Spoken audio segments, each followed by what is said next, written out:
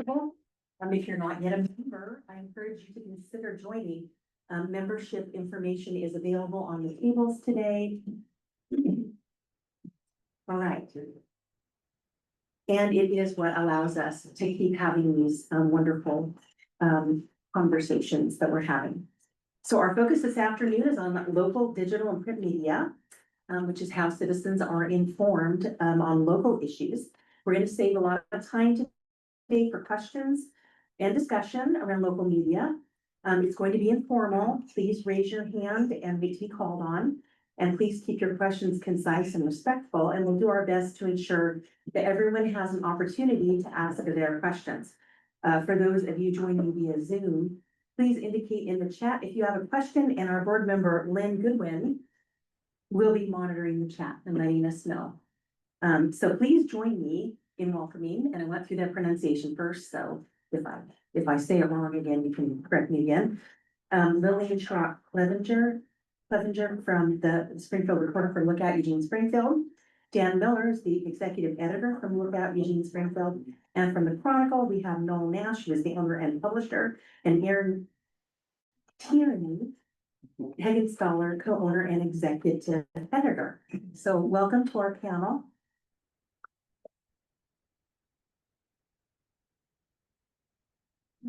And we're going to kick off a question of letting each, I'm going to be passing this microphone. And the first question is each of them are going to talk about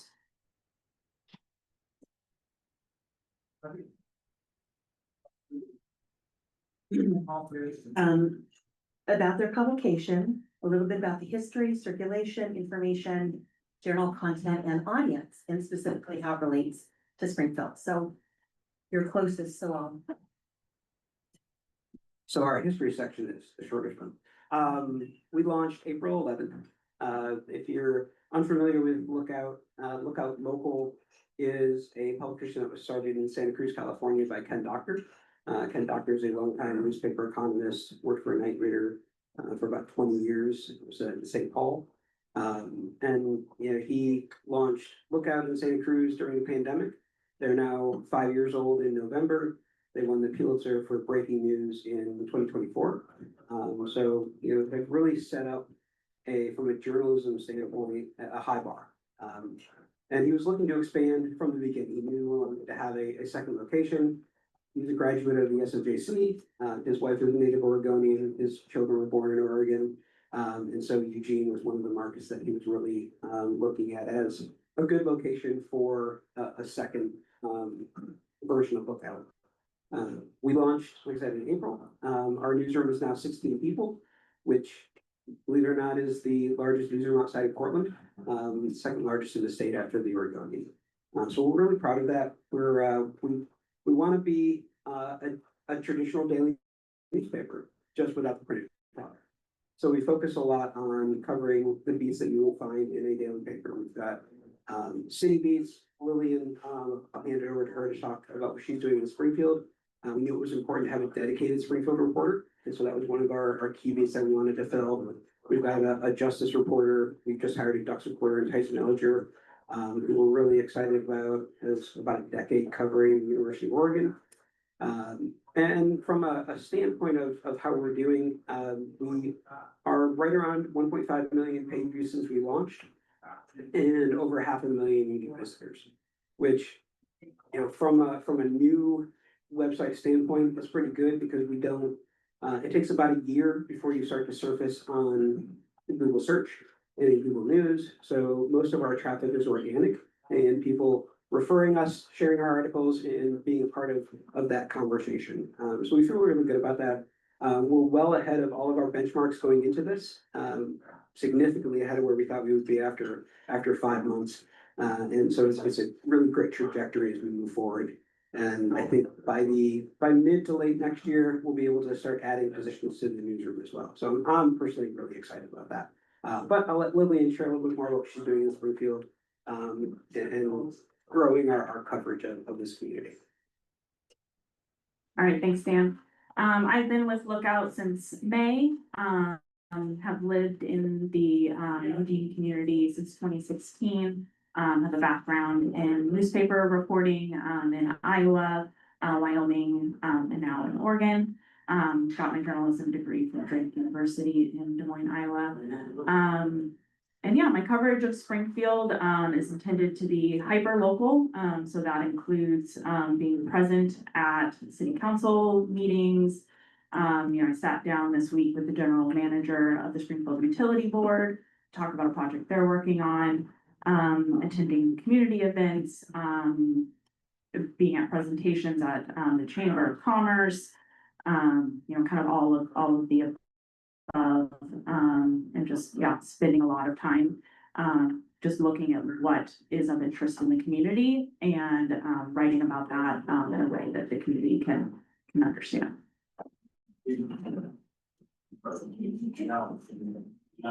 My name's Noel Nash, and spent about 25 years in daily newspapering all over the country.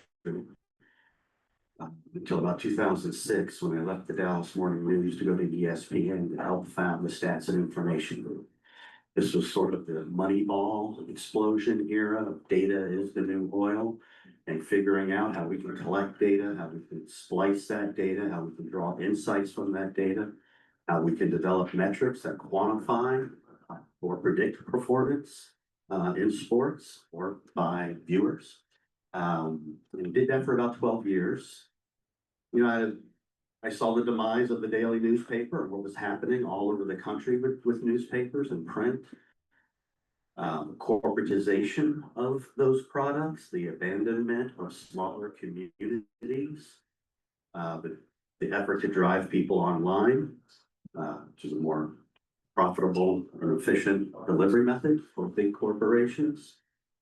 And thought to myself, I wonder how we can kind of reinvent what a hyper-local newspaper is. Make it cross-platform, multi-platform, right? We have the website, we have the print product. We do digital, we do video. Is there a way that we could come into communities that are either uncovered or lightly covered and sort of shine a spotlight on the people making a difference in those communities, in education, in nonprofits, in local businesses, trying to get some attention? And there's a ready-made audience there. There's about 90,000 people around Eugene, within 30 minutes or so of Eugene, that don't get a lot of coverage.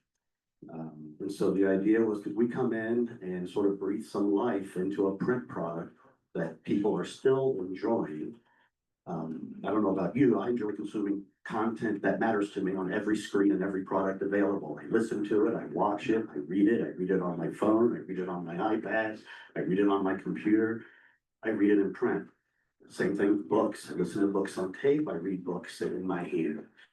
And so if we could remove this sort of corporate bias behind the coverage, and shine a spotlight on people that otherwise aren't really covered, I thought that there would be a market for that. It's unique and differentiating content. Largely, we're the only ones doing the coverage that we do. So readers like differentiating content, advertisers like to be around differentiating content. Bought the paper in 2019, and about 9 months later, COVID happened. Timing couldn't have been worse. Nothing to advertise, legal notices went away. So went down to almost zero income 9 months after buying the paper. And had to get through COVID. Last year was profitable. This year we're way ahead of pace in terms of profitability. And so the model is working as we move further away from COVID and the wildfires. So it's quite a back-to-back flow. But that's the conceit, right? Can we create a product that is of, by, and for local people in communities that otherwise don't get a lot of coverage? We were delighted to see Lookout come to our area. Rising tide lifts all boats. Another shoulder to the wheel of covering city council or school board meetings or chamber meetings or important things in our community. And it's an exciting time, really, for the Southern Willamette Valley. Hello, I'm Erin Tierney. I'm the executive editor and a new part owner of the Chronicle newspaper. I've been with the Chronicle since 2016 when it was the Creswell Chronicle, little baby newspaper on Oregon Avenue there in Creswell. So just kind of holding down the fort there.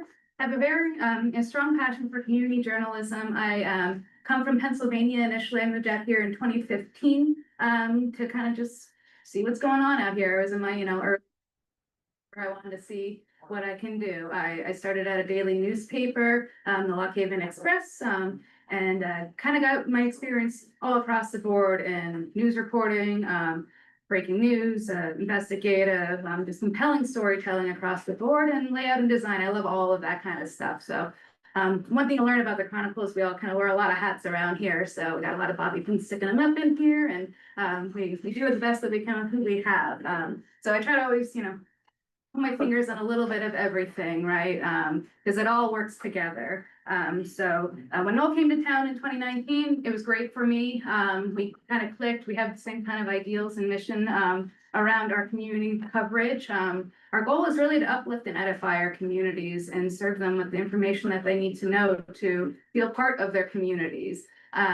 Boy, I recently got a handwritten letter from a woman in Springfield, an elderly woman, and she said, "Thank you so much for doing what you do. The Chronicle is my best friend. I look forward every week, and I look forward to seeing you." And it's just like so compelling to hear those sorts of things.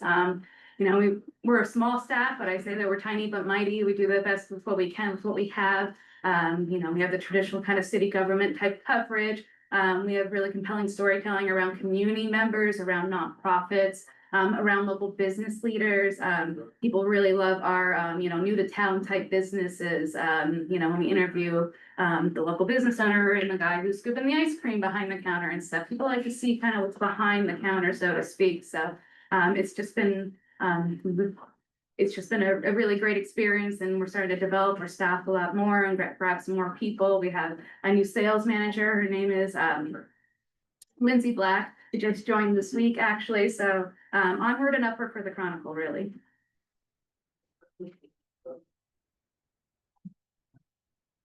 Not my own. Okay, so we started our first question is basically more about your strategy on how you cover local news, and I know some of you have spoken to it a little bit. But please include specific coverage for the Springfield area when you're talking about your strategy. I'll start and then I'll hand it off to Lillian. Our mission is to be people focused.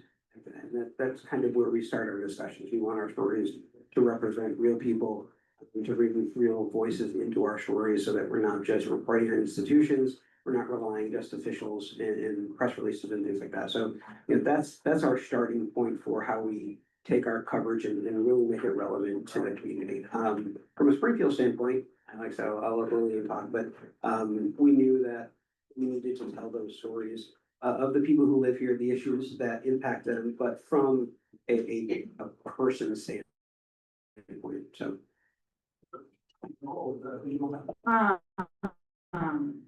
Yeah, and as Dan was saying earlier, we do have a fairly large newsroom covering, all beats from education to justice to public health and policy. And that really helps to keep things from falling through the cracks and to give us all a little bit more time to be able to provide comprehensive coverage. And so, I may not be covering the Springfield School Board, because we have an educational board who can do that, but then that gives me more time to, cover, other things going on in Springfield. And I also really like to balance my coverage with kind of, what are some of the, decisions that the city council is making that will impact the community, but alongside, what are the businesses that are opening? From downtown Main Street all the way out to Thurston. I just did a fun story on a retro movie store out in East Springfield called Retro Joe's. And so I like to really, have a balance of coverage that really, encapsulates the whole community and, isn't just focused on one aspect.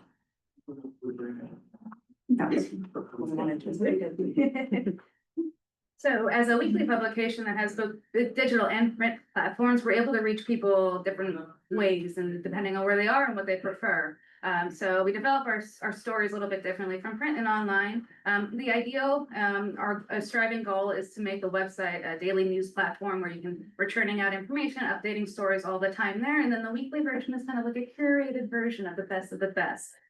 So the little elements that kind of go into that is exactly that, the beat reporting of certain things. We recently hired a city and community reporter full-time, so that's been great. She had a lot of fun at the Tuesday City Council meeting, lots to report on there. So the luxury of being a weekly is that we have the opportunity to kind of write it out a little bit more and report it out a little bit more so that we can provide more context, additional information, additional sourcing, additional perspectives from those meetings. So it's not just kind of, here's what happened at the meeting, blah, blah, blah. Try to find a different way to engage and to create more storytelling around that. Exactly as you guys were saying, it's really the human element that drives a lot of that. The most compelling stories are the stories, like I said, like the business owners, Vinyl and Pine and how they made all of that work from, an online store into, being brick and mortar, exactly the opposite of what you think would happen, but they're doing that and that's very cool. We do extensive coverage around nonprofits and education. We have, in fact, we have grown a nonprofit arm called the Chronicle Foundation that helps us fund those types of initiatives. So we recently did a tour of the Catholic Community Services and G Street here in Springfield, talking about what their pantry looks like and how they're going to be able to feed people or not going to be able to feed people, the emergency services that they may or may not be able to provide moving forward, given all the federal funding cuts and things like that. So we're trying to take some of the national ideas, things that are hitting us here locally, and trying to put that into perspective for people so that they can understand from a local lens and feel like they're a part of all of that conversation. Just to reiterate, I think Dan and Lily certainly nailed it, in that we want to tell stories about people and how people are impacted by the world around them, right? It's not about going out and covering a meeting. It's leaving that meeting and then talking to people in the neighborhoods that are affected by the decisions that are made there. So that people first perspective on how does the news affect me is really an important thing. When I got to the Dallas Morning News in 2003, there were 500 people in that newsroom. Pretty crazy. We're now a mile wide and an inch deep at the Chronicle, and that's something that bothers us every day. We wish we had more people. We wish we could dig deeper. And when folks tell us, man, we sure wish you'd expand in Eugene, or wish you'd do this or that, our feeling is we just want to get better at covering these communities that we're in and that we're covering. We want to go deeper and do more in that environment. We want to cover CETA better, right? The Springfield Eugene Development Agency. They're doing so many important things. We've got that undeveloped property right next door to us here. The last bit of undeveloped commercial property on the river in our area. There's so many things to cover. Lily mentioned public safety. Just so many things. And what we found when we first started in Creswell was that all of these communities have a hand in glove relationship, right? People that grew up in Cottage Grove or still have their parents in Pleasant Hill or Creswell are now living and working and raising their family in Eugene. So they care about what's going on in these other communities. So when we cover Springfield, when we drill down on the things that are happening here, whether it's at Thurston or Springfield High School or at Dos Rios Elementary, what's happening with the food banks and senior care in our areas, and there's a heavy focus on Springfield for all of those things very specifically. But all of those things have ties into the other communities around us as well. So our focus, no doubt, is Springfield's probably at the top of that list, right? But then it's Cottage Grove, Creswell, and Pleasant Hill is our focus. Okay, now here's an interesting one. What challenges do digital and print outlets face, and what is your organization doing to address them? I mean, for us, it's exposure. Like, we're still new. We're just over 5 months in. And so getting people to know we're here, know what we are. We talk with the news, and like, we know what we are, but everybody else knows what we are. People who have seen Lookout And it could be blog us to that, and we know what we're trying to accomplish, but have we done a good job of communicating that to the community? Are they aware of who we are? Are they aware of what our mission is? And how they can participate in our coverage and benefit from the coverage we're doing. So that's one of our biggest challenges. And then, for the people who know us, it's still reach. Like, how do we get in front of people? Yeah, I think that's a challenge for both print and digital. With declining circulations, which I've seen in multiple markets where I've been. You're relying on a digital platform to reach people. You have to go to where they are. And if you go back even 15 years, you had newspaper racks everywhere. So your exposure was far greater than it is now as a pure print product. But now you have to find where your individuals are. You have to be where they are. In digital, that's even more important, whether it's social. In the social space changes on a regular basis. I mean, what social looks like today is significantly different than what it looked like 5 years ago, 3 years ago. Facebook was a huge referral for traffic. If you go back 8 years or so, we would get 40 to 50% of our traffic from Facebook on a regular basis. Now it's search. Search is changing with AI. And so, like, how are we going to find our users and let them know what we have? So that's technologically the biggest challenge we have is finding our audience, getting to our audience. The other one is, it goes back as long as anyone who's ever worked, and I'm sure you had the same in Dallas with 500 people, you don't have enough people. No newsroom ever has enough people. There's always something more to do. No matter how big your newsroom is, you never feel like you have enough people to do everything you want to do. And there's always someone who's calling or emailing saying, why don't you cover this? Why don't you cover that? And we'd love to, but you can't. And so you have to make very hard decisions sometimes as to what stories you're going to dedicate time to. And you're always going to upset somebody. I mean, everyone's news is the most important thing to them. Not saying it's not important, but when you have any size staff, you have to make calls on where are we going to put our people, what stories are we going to tell on any given day. And so you always end up upsetting someone. Someone is going to feel like they're left out. And that has always been a challenge of every media. No matter where you live, no matter how big your newsroom is, you can never cover everything. And so someone feels left out. So it's an ongoing challenge. It will always be. I think kind of building on that as a reporter, I think one challenge is maybe a lack of media literacy for some people, and just understanding not even just how reporters do their work, but even just what the work is. What we spend our days doing. And so, my hope is out in the community will help kind of build media literacy, among all generations of people. Yeah, I think just what we do, and kind of the standards that we hold ourselves to, even though we are an online publication, in the event that we do need to publish a clarification or a correction to an article, we do it just like a print publication would do. We make that correction and then make a note on the page, in italics, that that a correction's been made. So just kind of, I think some media literacy around just how reporters do their work. I can second basically all of that stuff. Certainly for the Chronicle exposure has been an uphill battle, but I think we're actually getting somewhere. Starting in Creswell as the Creswell Chronicle, people remember that affectionately. We had a little bit of pushback out of Creswell after we dropped the name, and we realized we didn't abandon them. We include everybody in our coverage, so they're fine now. But it took a little while for Springfield to realize that we're here. In a lot of ways, they still don't know that we're here, some of them.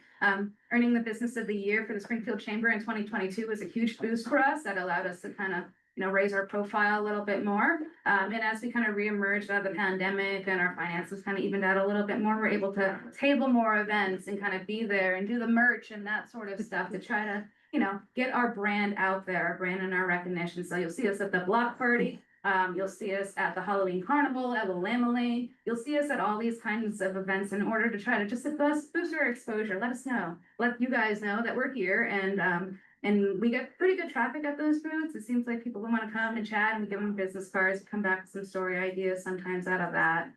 So that kind of stuff's been great. But yes, I mean, the size of our newsroom is very small, to the point where we actually considered, we did a pretty drastic move recently where we took our staff and we put them into a community newsroom. We shut down our traditional newsroom office over here on 8th Street in Springfield. And we moved just down the street to the public house. And we work in the co-share workspace there, but we also have partnerships with local businesses and all the local libraries in the area. So our reporters are stationed at these areas. You can catch Ashlyn at the Springfield Library. I think right now she's over there. So you can go over there and you can visit Ashlyn and you can chat with her as a way to try to engage with our community a little bit more. The libraries are very popular. Let's see, where are the other good spots? Library is really the main hub here in Springfield for us. We also stop by Primetime Sports Bar and Grill. Sometimes it gets a little loud in there because, you know, sports. So sometimes we'll move back to there. And then the public house has been a great resource for us as well. They have a co-share workspace upstairs where we hang out quite a bit, and we have people come up and visit us there. We'll meet them downstairs in the beer hall sometimes. So we're trying different things to try to gain more exposure, to try to be more accessible.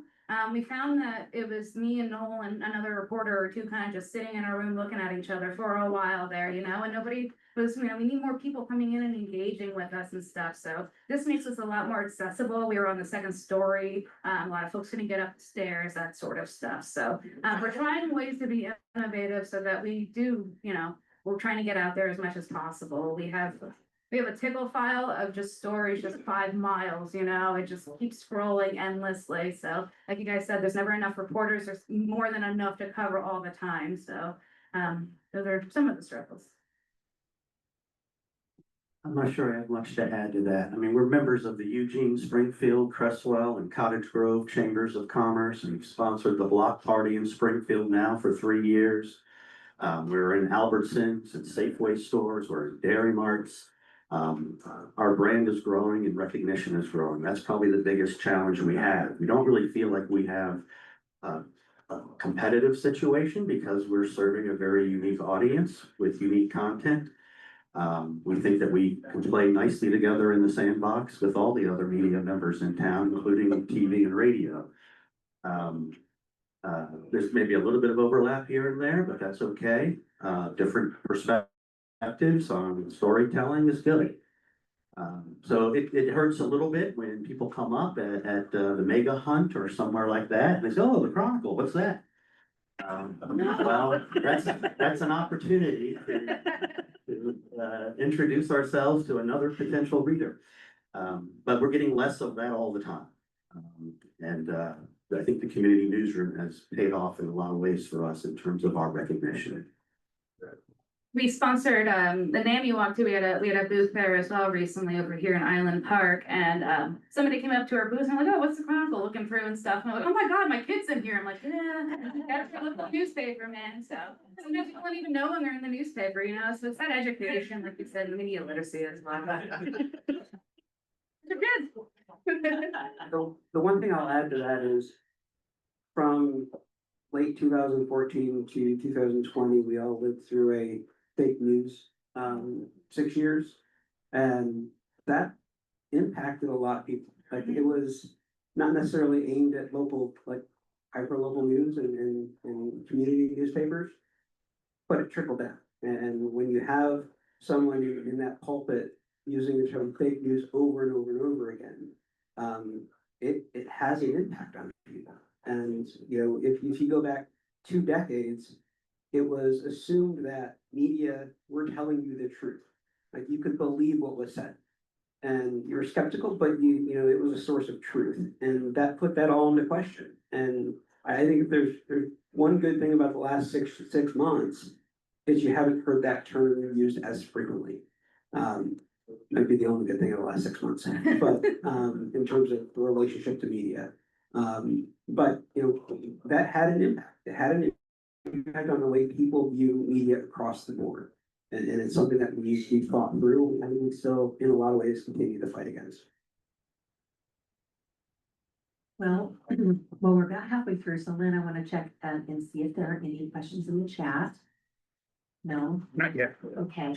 I have one more question on my list here, but, which we can certainly talk about, and Dan has kind of already alluded a little bit to it, and that's how AI is impacting, today's news outlets and how it will shape the future of digital, and print media. So, it sounds like it's, helping you with the search engine a little bit.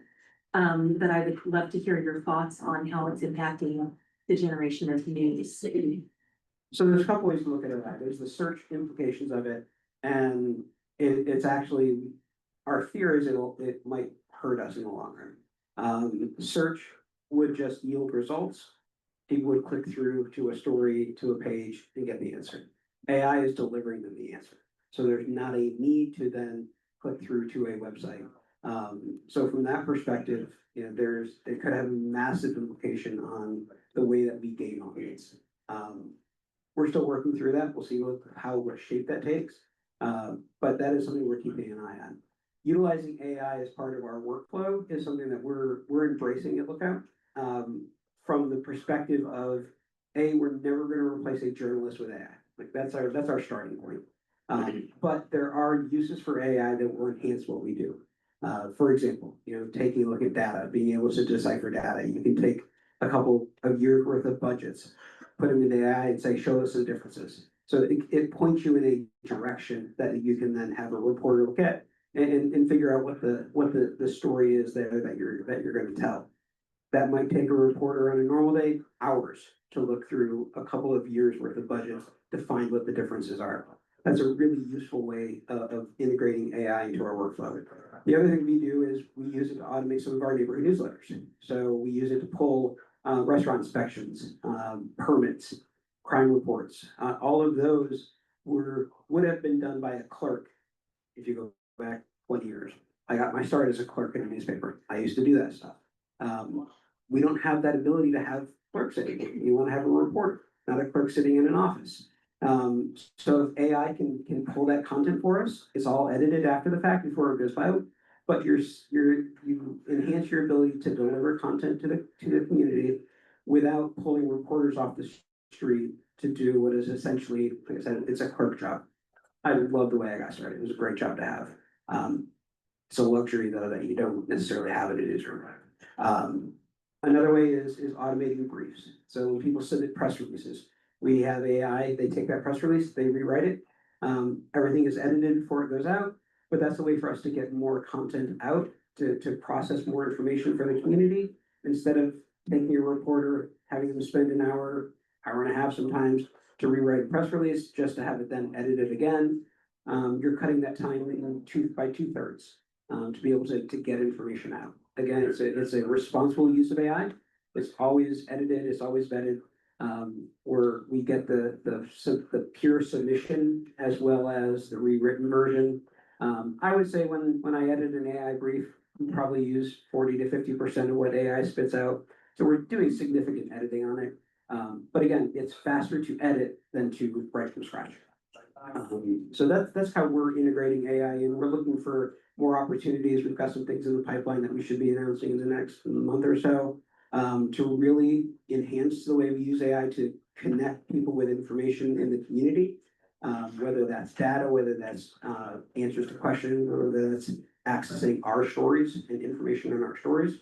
So I'm really looking forward to getting that out into the public and seeing how people engage with that. So AI, it could be great. There's some really useful tools to it in terms of helping reporters do their job, especially from an information gathering standpoint. But we're also unsure of what it looks like in terms of replacing that audience gain that we see with search. Because again, it delivers answers, not just links to the answers anymore. And that could significantly impact how we get people to our information. Yeah, and I don't have a lot to add to that, except to just kind of reiterate what Dan was saying, that, you know, the use of AI for our neighborhood newsletters, which we have 2 Springfield neighborhood newsletters in East and West Springfield, as well as in 5 Eugene neighborhood newsletters. So you can sign up for those, and they're gonna provide just a great snapshot, a great place to start. Because then within there, you're gonna get links to stories written by reporters, that are, you know, hyper local to that region of the area. So yeah, I would say, you know, it's a good place to kind of, you know, get a good snapshot of information, the use of AI, where then reporters can be more like boots on the ground, you know, making phone calls, being out in the community, visiting neighborhoods, going to events, going to meetings, and doing more, you know, comprehensive reporting. And AI is the Wild West right now. We've dipped a small, tiny little baby toe in the water. We took our police logs. There's the standard, you know, 8 p.m., whatever. There was a suspicious person on Laura Street, and so on and so forth. So we fed that into AI, seeing maybe it can round up some data for us, right? There were 34 suspicious people in Springfield over the last 2 weeks, and 4 DUIs in our communities, that kind of stuff. People hated it. They absolutely hated it. It was like the most outrage I've ever felt from the community before. They want to know when there's a suspicious person on Laura Street at 4 p.m. They don't care that there were 34 suspicious people in the community. They want to know what's on their street right now. So we reverted immediately back to that. And we're not really using it honestly at all. We're waiting it out a little bit, trying to figure out how it would work for us. We have no intentions of, like you guys, replacing any reporters with AI. I don't trust it necessarily yet. I think that there's ways that it can enhance maybe your work, managerial type work and stuff. I attended we're trying to apply for grants and that sort of thing. So I did a session with Poor Family Foundation, and I did a kind of recap of what that meeting was like and stuff. And it helped me pull out some key points. It's the end of the day, man. I couldn't think anymore, So I was able to extract some of that and then go back in and listen to it and add more to it. So little ways like that, but nothing really in print. If we do use any I lie. There was a poster or something that I fed into AI, and it said, "Give me the information that's on this poster," so I didn't have to type it all in for the calendar, and that worked okay. But you still gotta double check everything. I don't trust them. It's early days, right? It's just starting, and there's some thought out there that it's not even really AI yet. It's still just advanced machine learning. And there's been a lot of machine learning. It's a tool. It's a way to be more efficient. Otter is a popular recording tool that a lot of our reporters use when they're interviewing somebody. But now Otter has these machine learning aspects to it that it will summarize that interview that you just did and even suggest a story out of it or the key points of that interview. So as a tool, it is useful and it is an efficient way to process a lot of information quickly. But we're certainly not at a point where AI is replacing reporters and writing credible news stories. And I don't think credible journalism businesses like ours are using it in that way. The big danger with what everyone's calling AI right now is the unscrupulous person that's sitting in their basement using AI to go out and crawl the internet and manufacture stories based off of the work that others have done. And then presenting that as news, credible news. That's a danger to us and a challenge, right? Misinformation, disinformation, information that's stolen from credible sites and refactored into and rebranded as news from a different site. Those are the challenges around AI, I think, right now, what we're calling AI. Can it be an efficient tool? Sure, the typewriter was, the word processor was, the computers that we use are, and now these machine learning tools are doing that for us as well. There's a smart and strategic way to do that. And like Aaron said, we're moving very slowly to figure that out. Other aspects of the business, it is a useful tool to condense and summarize information, certainly large blocks of information. Any questions in the chat, Lynn? Not yet. Oh, it looks like we have some questions in the room. Would you like to start? I was just wondering how you handle or encourage editorial comments from your readers and how you post that. From our standpoint, we want as many people to send us letters as possible. We've got an email address that people can send to, it's just lte@lookoutlocal.com. We've got little bugs that we put at the bottom of stories. We've got a renewed emphasis on opinion and editorial that we're gonna announce in the coming days, kind of rebuilding that part of Lookout. We know that having a robust opinion section is super important. And so that's kind of our next focus is making sure that we have a very robust opinion section. The key with letters is we vet them. Facts are not debatable, and there's a lot of letters, sites and publications that they will just run letters verbatim, across the country. It's a lot of work to vet letters, to confirm identities and to ensure that what's coming in is authentic to the person whose name is at the bottom of it, and that all the facts check out. Facts are not debatable. We will not run a letter that has information that is incorrect. You can have an opinion, you can't have alternative facts. So that takes extra time, it takes extra effort, but for us, it's super important. Same with guest columns, and we spend a lot of work with those to ensure that the information is valid, and that we're not putting misinformation out there. We're not a platform for misinformation, whether it's from our staff or from someone in the community.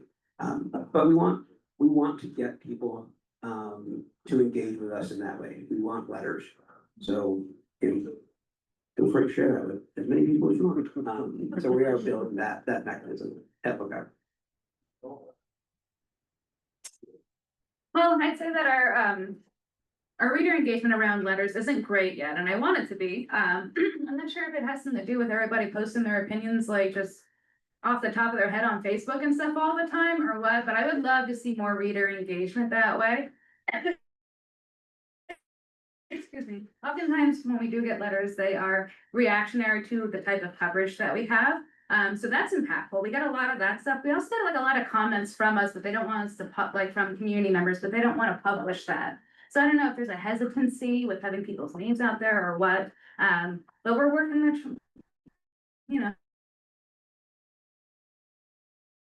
if you guys have hot takes, we try wellness and all of that stuff. We always do it through the hyper local prism. You're a local community member talking about a local issue. We get a lot of national complaints and that sort of thing, and letters and whatever, that sort of stuff. People spewing about, Trump or whatever it is. And it's like, we don't publish that kind of stuff. So we try to keep it very local and fact-based as possible. We do have some great columnists that work with us. Daniel from Wastewise Lane County, he often writes for us. Michael Dunn, he is a reporter for KLCC, and he writes for us often too. We have a piece coming next week from him. So he recently did a nice piece on Travel Lane County on the new ED there. So we try to encourage people who are subject matter expertise to come and write for us. Tell us what you know and help us inform us. Help us inform you guys. Yeah, I had a follow-up question to that though. Both of you have digital presence. Is there a spot for people to make comments on stories on your platforms? We have turned off the comments simply because we do not have the bandwidth to regulate them. We don't encourage any kind of hate speech or anything like that. We do vet some of the comments that we get on Facebook and stuff as we see them come through. But we just don't have, honestly, the capacity to maintain those. So we turn that off. If we're not going to do something well, we're not going to do it at all right now. Yeah, exactly. Comments are a cesspool of all things bad in the world, frankly. I think we've all worked for sites that have the readers to monitor them and to ensure that someone is watching that. That is a multi-person full-time job, even for the smallest site, because they're a cesspool.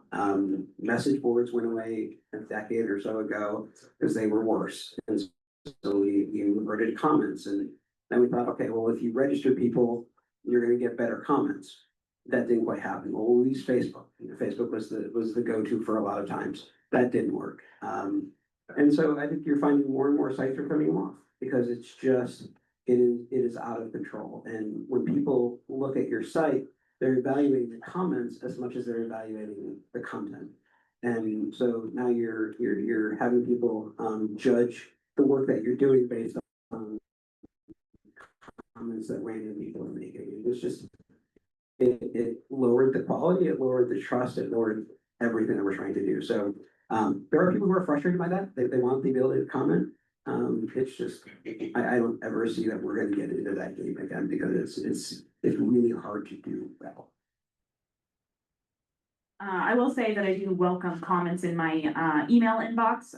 So on a story, whether that, you know, it's just something positive to say about an article, or it's maybe I missed some context, or, you know, or a correction, you know, I welcome all kinds of comments because, you know, that will help, you know, inform my future coverage. Yeah, turning off the comments is not about not getting feedback, right? We want that feedback. We want to know if somebody thinks we missed something or have other thoughts about our coverage. It comes down to ethics, right? People do that. We don't let that people do that up to that and say it with your name. And so that's why we don't have those comments, and we don't want hate speech on our websites. You should be able to pick up the newspaper or go to either of our websites and read stories that are important to you without seeing hateful or inappropriate content around that stuff. So that's really important to us fundamentally. We want a site that adheres to journalism ethics, to the Society of Professional Journalists Code of Conduct. We live by those things. And letting anybody say whatever they want about anything is inappropriate and dangerous. So this is gonna be a little specific, so Paige will probably tell me the question.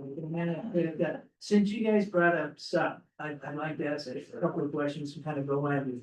So what was your conversation with Jeff? What did you, was it about the treatment plan? Story to come. Because I haven't seen anything, so that would be exciting, that, okay, looking forward to it. I was gonna say with Catholic Community Services, a good follow-up is to actually go back with them. And the board was very specific in terms of getting together information on what's called Project Share.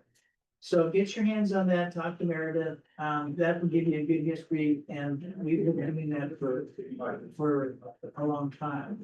The other thing, this is kind of a question, because when you're getting the reports, and it wasn't a police report, it was a fire department report, I think, that we had at the Willamette Wellfield treatment area, we had a chlorine. And that's what was, I don't know who published it or whatever, but it really wasn't quite right. We were talking to Greg after the board meeting but I guess the question is, and I'm kind of throwing this up, do you feel comfortable enough to be able to get good information from the website, from SUB, from Meredith, that you can get accurate information? Because we've really been working on that since this was. So that I'm kind of just throwing that out in general. But then the other one is, I was out of town, I came back into town, and I heard about all these situations involving people and boards, and I read a lot of the things you folks said. I'm kind of grieving in a way because I've worked with these people. And I guess I'd like to ask you what, it's one thing to report, but I don't know how, if you got some dysfunctional boards going on, of course, and it made me kind of look at, okay, hope I haven't done anything. I haven't read anything that I'm supposed to be censured. So what's your reaction to what is going on? I'm thinking like the Springfield School Board, I'm thinking like community college, the situations with the individuals. I mean, it's just been hard. sad. Jake, you want to identify your role with sub? Well, I like to read a bike. No, I'm just kidding. So I'm the board chair. So actually moved into that position when Mark resigned a year ago. So I moved in probably 2 years sooner than I expected. And then we're going through a lot of things because the general manager's retiring in June. So we're in a lot of process. And by the way, I really do like our board. So it's been work. Yeah, I mean, I hope I will kind of get at the root of your question here, but I would say our role as reporters, is to hold, elected officials to account. And sometimes that is just simply, reporting on decisions that they're making. We're holding them to doing their jobs and letting the community know how they're carrying out their jobs and the decisions that they're making. And then sometimes that does involve, if, there is reported, misconduct or just, things not functioning well, dysfunction. That it is our role to follow that and to hold those elected officials to account to do their jobs. So we've gone the better part of the year without a city and community reporter. We just hired one, and that's been great. We've been through some bigger stories before and things like that on boards and city councils and so on and so forth. The luxury of being a weekly is that we can take our time again. We're not trying to rush that story out. We're trying to get everybody there, or some opportunity to speak on the record and kind of figure it out. We understand too that a lot of these boards are also volunteer-based people. Some people are paid, a lot of them aren't though. So we just try to take a step back, take a breath, not assume anything, and we'll kind of just gather the facts as we have them. One recent situation was regarding the new city manager in Creswell. He was formerly in Willamette Lane as I think he was the director. It's been a minute since I wrote that story. But he left there because he was having he had a relationship with a staff who's now his wife, and they moved away, whatever. They came back, and now he must be part of the community again. So he never got an opportunity to speak about that, apparently, to any other news source. This was before my time coming here and stuff, before we're really covering Creswell, or before we're covering Springfield. So he was so thankful that he just had an opportunity to speak and to say what he needed to say. And it turns out, everybody was ultimately fine with it at the end in Creswell. It really wasn't as big as a deal as, it had been inflated to be. Social media makes that stuff go nuts, right? So one way that we can help do, our job is to help tamper those rumors and those, conclusions that people are always jumping to. It's not always a super story. It's sometimes a whole lot of nothing, so we're not afraid to write that story if that's what that story calls for. We're also not afraid to hold people accountable. I've taken some things to the Ethics Commission regarding some school boards that I felt were not acting appropriately, and to some success, Cottage Grove's been through some stuff too, and they ended up kind of going at the end of things and saying, well, you guys are volunteers, you just have to learn how to do better, kind of. So I think we're all in this together, man. I think we all generally want to make this community a good place to be. We're not afraid to, to write that story, that hard story when we need to, but we also want to make sure that we're getting it right when we do it. Okay, so we are beyond, oops, hold that thought. We're down to the last 5 minutes, so there's still nothing online tonight. Okay, so we'll go ahead and have you be probably our last question. So go ahead.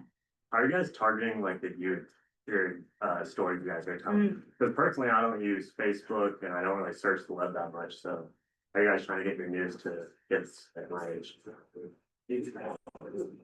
We are working on publishing more reels.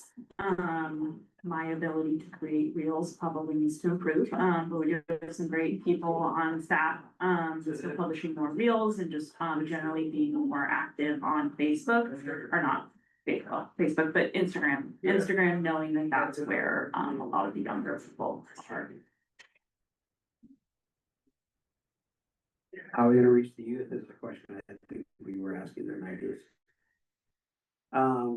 It will forever be a challenge for media in general.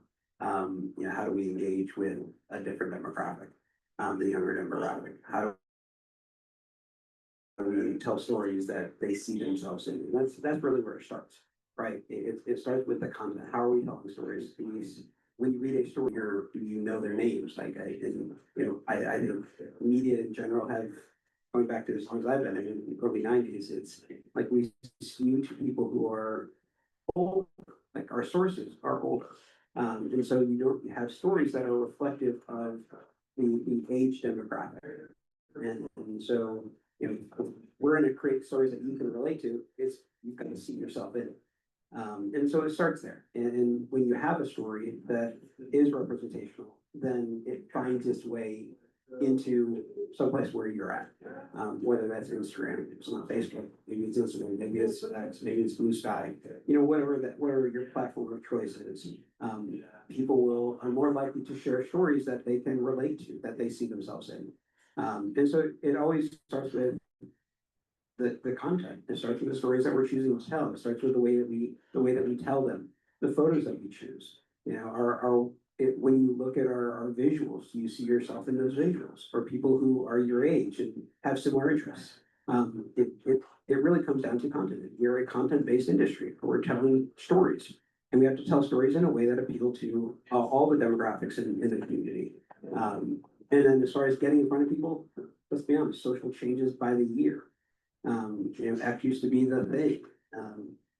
X has always sucked. I mean, it was Twitter. I mean, it didn't give us a lot of audience. It was a great platform for sports and politics, but we weren't getting a lot of audience from it. Facebook was great until it stopped being great. Instagram is kind of the flavor of the day. It's good for engagement. To be honest, it doesn't send us a lot of traffic, but it's good for being where people are. So it's reinforcing our role in the community and telling stories. So there's no answer to that. It's not one that I know, and if somebody please has it, let me know. But it's being in as many places as we can be, putting resources into telling the right stories, and then using the platforms that we have on any given day, to try and get them to reach here. But it really becomes somebody seeing it, sharing it, and disseminating it more organically than anything. And I think to kind of reiterate the people focused message, we had an intern over the summer, a Snowden intern who was at the time graduating from U of L, and she did a lot of great coverage on students talking about their student loan debt, student housing. We also have a great education reporter who's working with the school districts to, go to schools or talk to school programs and have access to students to talk to them about their experiences. So I think, as much as possible, like Dan was saying, putting people of different, demographics into our stories as well. For us, I think it starts a lot at the school level. I've spoken at a few engagements. I went to Harrison Elementary School in Cottage Grove, and we were putting together a student newspaper again. That was wonderful. I spoke at Springfield High School as well, regarding their journalism class, and told them about, my experiences as a writer and what that looks like. And kind of sat around and chatted with them after. The people who were asking the most questions, I wanted to follow up with them and make sure that they knew that this was a viable career path, really. We cover a lot of high school sports, and there's a lot of parents and a lot of kids that are active in those sorts of things. So if you can start them young, again, I'm interested in reading the newspaper and seeing the value. Yeah, you see yourself in that photo kicking a soccer ball. And then maybe you'll read that city council meeting over here, and then maybe that'll be engaging enough for you to want to, read some more, and we'll hook some readers long term. We give out free subscription to students as well, that sort of thing. We've also made all of our local libraries have access to the Chronicle, so that you can just go in there and type it in, and you have free access to the Chronicle at all the library computers. So we're trying to find ways to tap in for sure. A lot of the staff that we have are pretty fresh out of college. I've had a few high school interns as well. So I pick their brains and I try to get an idea. There's a lot of young kids doing a lot of really cool stuff in our communities too. Speaking of like local business owners, Pump Cat Day, Mr. Ice Cream, those are just some young folks doing some really cool stuff. So if we can tell those stories, it will inspire other youth, and hopefully the ball keeps rolling that way. I happen to have the silver bullet here in my pocket for the youth readers. Not really. You know, we think about, attracting young readers or attracting more women or attracting different diverse groups. These aren't monoliths, right? It's not like, oh, well, here's the key. You just got to cover more video gaming or something and you'll get more youth. It's not really like that. I think the goal for all of us here is to be sourced enough, well enough in the communities that we know what they are interested in and providing that sort of variety of coverage to attract them and pull them in, whatever our platform is, whatever our storytelling device is. But yeah, Dan's right. We've been searching for the youth reader for decades. And I don't think it's a monolith. I don't think there's some magic thing out there. It's what are they interested in? If they're interested in sports, then we've got something for them. And we do more with the Thurston Robotics Club, which is really an amazing group. And that attract young readers. So extracurriculars through school, community engagement. Almost every kid in high school and college now has to have some sort of public service on their resume to get into grad school or get into college.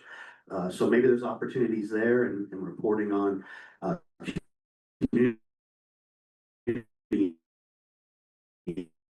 impact for young people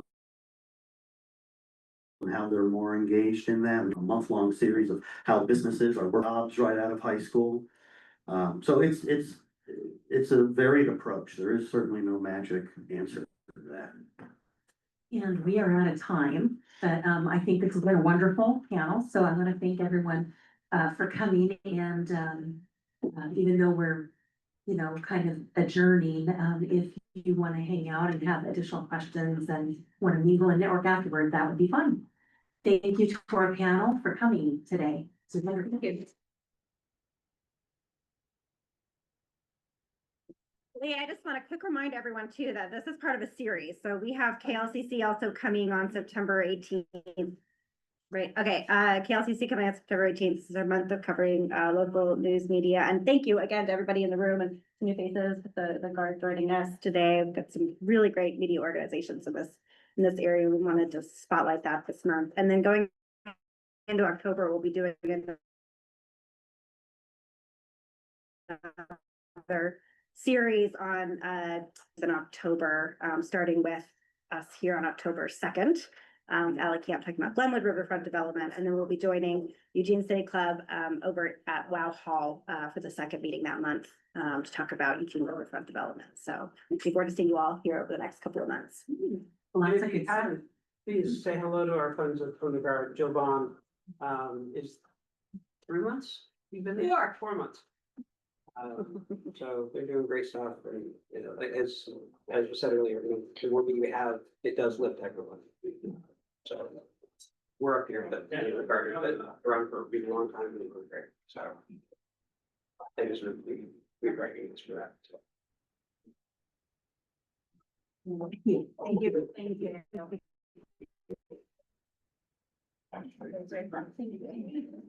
Okay.